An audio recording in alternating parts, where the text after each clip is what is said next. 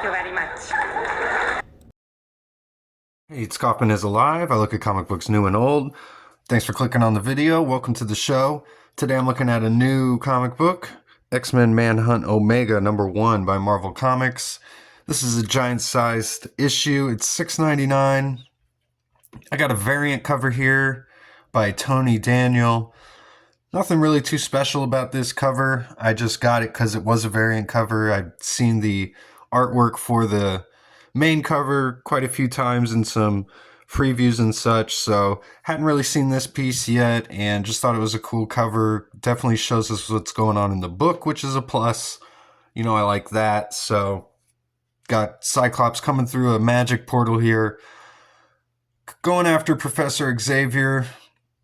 Looks like we got a little Shi'ar ship down here or something. Looks like a bug, space bug, but cool cover here. I like that we're finally doing something with Xavier after all this time, after the fall of Krakoa. We've got these two X-Men teams kind of at odds here. We get little brief cameos from some of the other X-Men teams like X-Factor and X-Force here. They don't really do much in this issue. A couple of their characters do, like Sage and Pyro. They show up,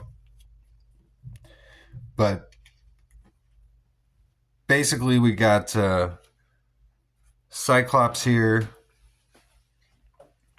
He's trying to keep Professor X in prison while Rogue wants Professor X out of prison.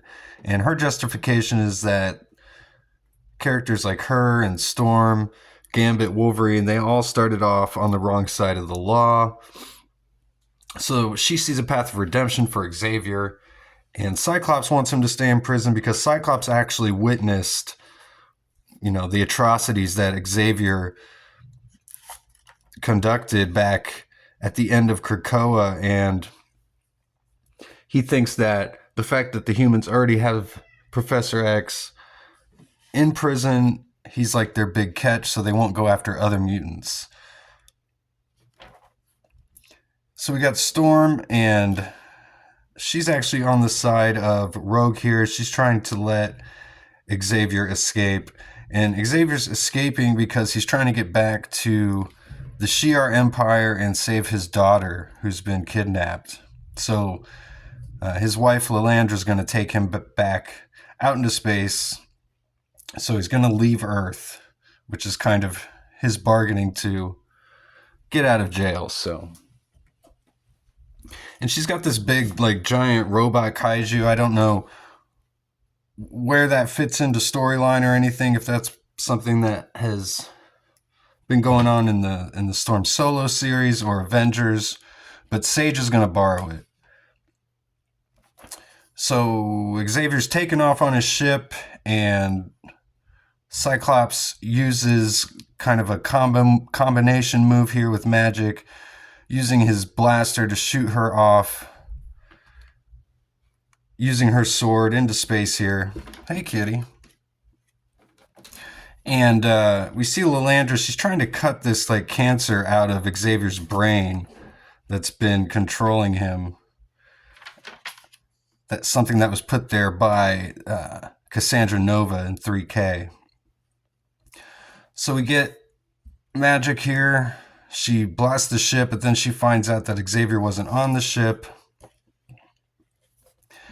Get some cool artwork here by Gleb Malkinov, the artist. Should probably shout out the creative team here. We got Muriwa Iodell and Gail Simone as writers. Gleb Malkinov is the main artist. Frederica Manson and Enid Balam are the other artists on this issue, and Brian Reber is the color artist.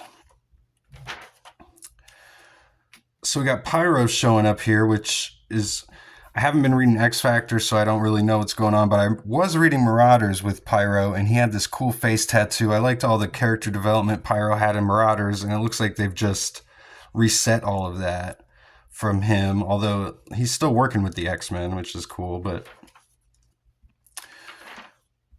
yeah, so we get the Red Surfer line from Cyclops, which is kind of cringe, and magic summons this giant like sulfur demon, which is perfect because Sage has this giant robot that's being controlled by Pastor John Wraith. And he's a teleporter. Not a character I'm too familiar with, but we get this big giant Godzilla-like battle here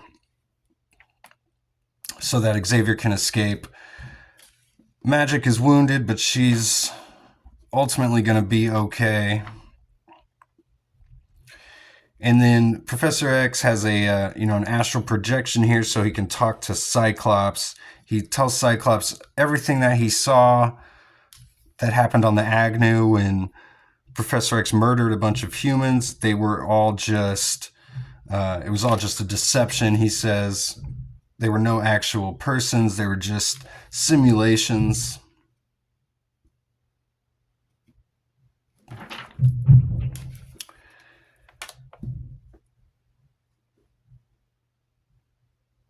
So we get this really cool scene here of Storm. She grabs this lightning. She literally forms the lightning here into a bow and shoots it at Cyclops.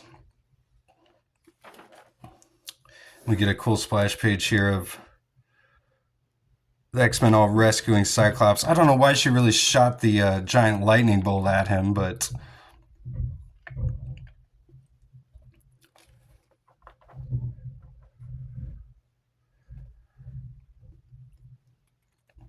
they shoot temper at the ship here because she can control, temperatures, so she's able to try and take the ship down, but she actually misses. Thanks to John Wraith, he teleports the ship away from her. And Cyclops completely freaks out here. He has like this giant panic attack. He's shooting his optic blast everywhere.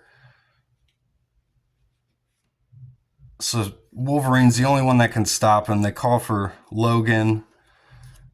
As he moves closer to Cyclops through the optic blast, he's completely shredded, but he stabs Cyclops to stop him.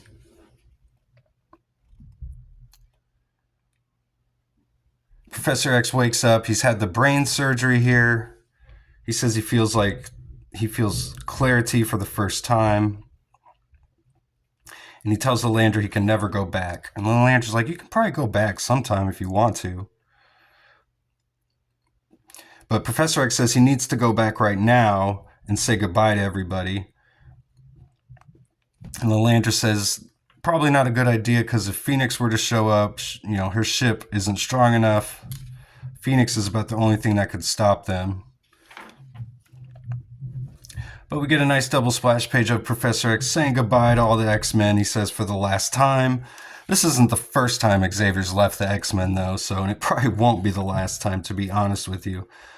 This isn't really anything new they're doing here in this issue. Although it's a well-written issue, we had the giant kaiju conflict, which seemed a little bit forced, but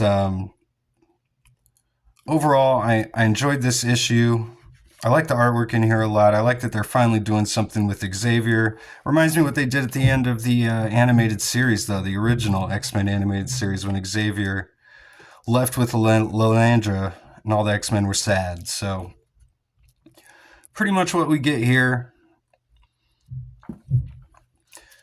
But I go check it out if you've been reading any of the X-Men line recently. This is kind of a good conclusion to everything that's been going on this year, and this leads straight into the Imperial miniseries that's coming out this summer, written by Jonathan Hickman. So nothing really too new here, but a pretty good comic book. Go check it out. There's one more thing I wanted to point out. I almost forgot. There's that scene where Wolverine stabs Cyclops right in the belly here. Stabs him right through the gut. But then just a few scenes later, we see Cyclops. He's walking around. He's totally fine. Doesn't even seem to have a wound on him or anything. But we get a slight explanation here in this panel as Wolverine says, sorry, I had to poke you a bit. Had to wake you up, Slim. And he goes, it wasn't deep, and I get it. Maybe I can pay the favor back someday. Wolverine says, don't tempt me with a good time there, bub. So we get a little explanation, even though we saw Wolverine stab him right through. He goes, sorry I had to poke you. So, just kind of a funny thing. Didn't really make a whole lot of sense. Took me out of the book a little bit. I almost forgot to mention that, though. But that's the only major misstep I'd say in this whole issue. Was kind of funny, though. Anyway, thanks again for watching. See you guys on the next one.